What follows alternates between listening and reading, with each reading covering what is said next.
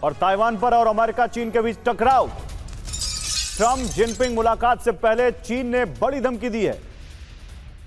America Taiwan के बीच सैन्य संबंध का विरोध किया चीन ने। चीन में ताइवान मामलों के प्रवक्ता झांग हान ने कहा, ताइवान चीन का आंतरिक मामला है।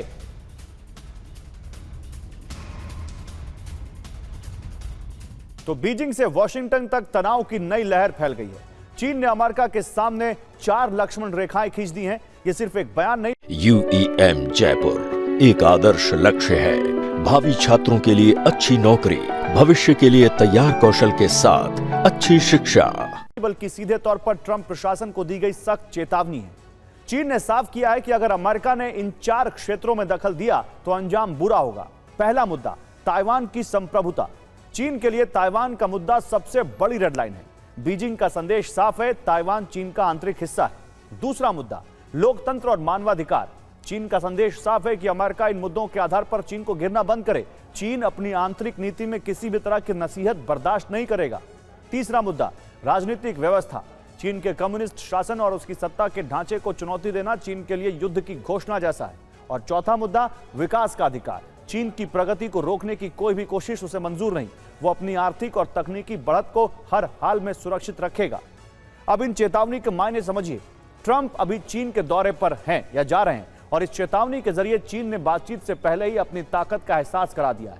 किसी भी व्यापारिक या कूटनीतिक समझौते से पहले शी जिनपिंग ने अपनी शर्तें मेज पर रख दी हैं।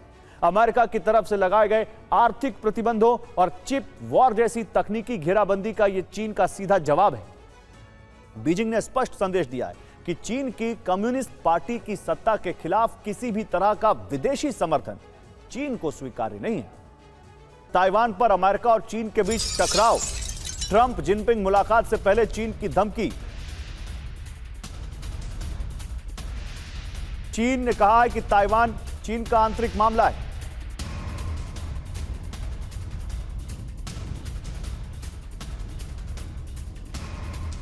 उधर चीन को अमेरिका का सीधा जवाब, ईरान जंग में किसी की मदद नहीं चाहिए। चीन की मध्यस्थता या मदद की जरूरत नहीं। ईरान की नेवी एयर फोर्स खत्म हुई, यह कहा ट्रंप ने। हम जंग जीतेंगे, ईरान तबाह हुआ, यह कहा ट्रंप ने। तो एक हिसाब से जहां चीन ताइवान के मुद्दे पर अमेरिका को चेतावनी दे रहा है, तो ट्रंप भी आंखें दिखा रहे हैं और कह रहे हैं कि हमें चीन की जरूरत नहीं है। अगर लोग ये समझ रहे हैं कि ईरान के लिए मैं चीन जा रहा हूं, तो ऐसा कुछ नहीं। और अमेरिका से टकराव के बीच ईरान ने एक वॉर ड्रिल की है।